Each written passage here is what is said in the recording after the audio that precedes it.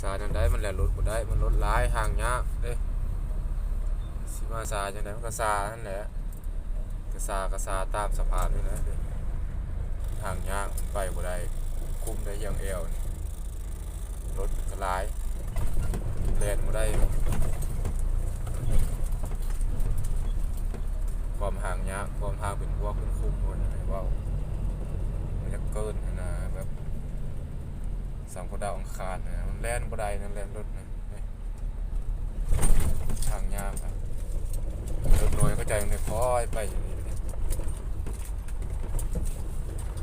เป็นไงคือการไปบ่ได้